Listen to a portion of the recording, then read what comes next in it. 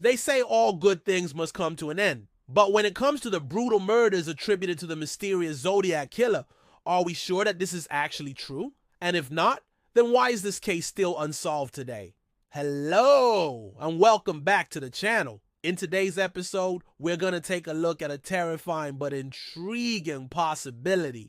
The idea that the killer may have been hiding in plain sight all along. So make sure to watch until the end for more details. For those of you who might be new to the series, let's begin by quickly recapping the known facts of the case. Between the late 1960s and early 1970s, Northern California was terrorized by a serial killer who would become known as the Zodiac. The name itself is derived from a series of cryptic messages that the killer sent to the police and media outlets, often accompanied by a strange symbol that has since become synonymous with his crimes. To date, law enforcement officials have linked the Zodiac to at least 5 murders, although it is believed that the real number of victims could be much higher. Despite extensive investigations, the case remains officially unsolved and the killer's true identity is still unknown.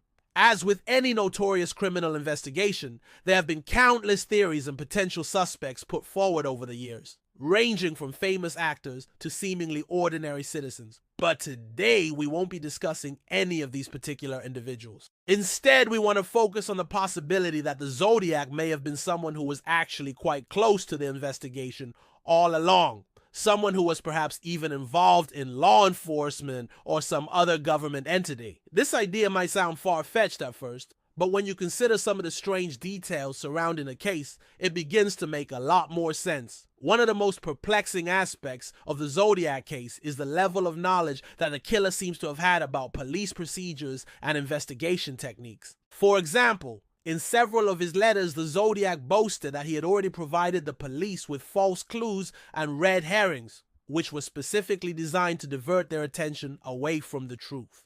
Furthermore, he often taunted the police for being unable to catch him, even though they had yet to recover his body or any physical evidence linking him directly to the crime scenes. This suggests that the killer was confident in his ability to evade capture, which could indicate that he had some insider knowledge or connections within law enforcement.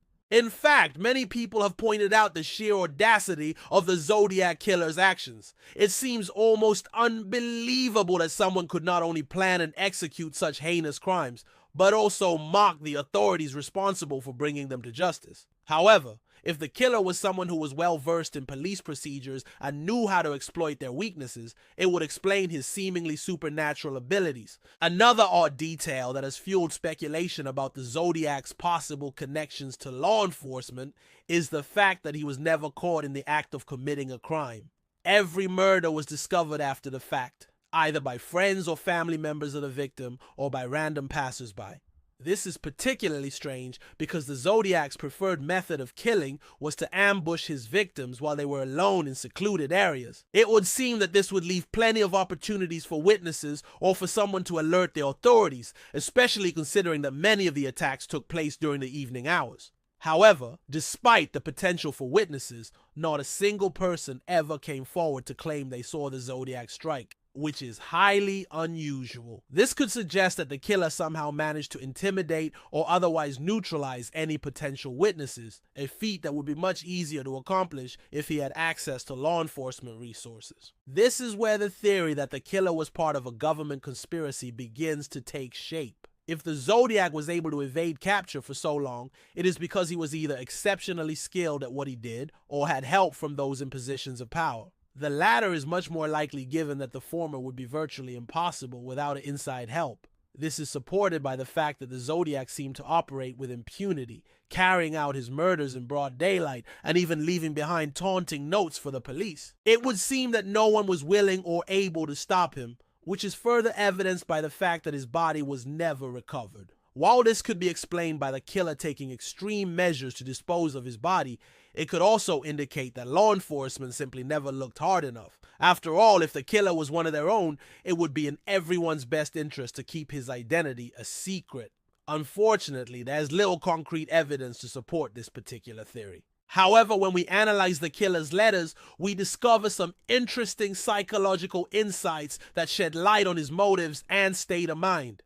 Unlike many serial killers, the Zodiac didn't appear to be driven by sexual sadism or a desire for power and control. Instead, he seemed to take pleasure in the intellectual challenge of evading the police and frustrating their efforts to catch him. This is evident in his frequent boasts about having outsmarted the authorities and in his threats to strike again. The Zodiac seemed to be motivated by a twisted sense of ego and a need for recognition rather than by more traditional criminal impulses. This is further supported by the fact that he chose to target young couples who were alone in secluded areas. The Zodiac wasn't looking to make a statement or instill fear in the general public. He wanted to prove that he was smarter than the police and that they would never be able to stop him. In fact, the killings themselves seemed almost secondary to the killer's main objective of humiliating law enforcement and establishing his own notoriety. As David Fincher, the director of the 2007 film Zodiac, put it, the case was less about the murders and more about the cat and mouse game between the killer and the investigators. The fact that the Zodiac took such great pains to taunt and humiliate the police suggests that he was someone who felt a strong need for validation, albeit in a very twisted and dysfunctional way. He needed to be seen as the smartest person in the room, and nothing would satisfy him more than outsmarting the very people who were tasked with catching him. This brings us to another interesting aspect of the case. The fact that the Zodiac suddenly stopped sending letters and taunting the authorities in the early 1970s. There are several theories to explain this, but none of them are particularly convincing. The most popular theory is that the killer simply tired of the media attention and decided to go back to living a normal life. However, this does not really make sense considering that the Zodiac had been meticulously planning and executing his murders for several years prior to this point. It seems unlikely that he would suddenly decide to change course and abandon his elaborate scheme. Another theory is that the Zodiac was killed or captured, but this is also highly unlikely as there's no evidence to support it, and it would have generated a great deal of media attention at the time.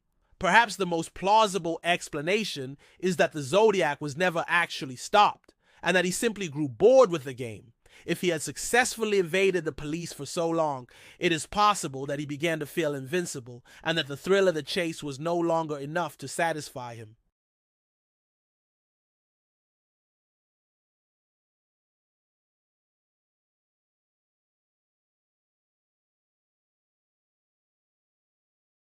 The level of knowledge he displayed about police procedures and the fact that he was never caught in the act of committing a crime suggests that he had inside help. Furthermore, his taunting letters reveal a complex psychology that was more interested in intellectual gamesmanship than in traditional criminal pursuits. Finally, his sudden disappearance in the early 1970s remains one of the most perplexing aspects of the case. What do you think? Do you think that the Zodiac Killer was hiding in plain sight all along? Or do you believe that he was brought to justice but that his identity has been kept secret? Let us know your thoughts in the comments below. And don't forget to subscribe for more updates. Thanks for watching.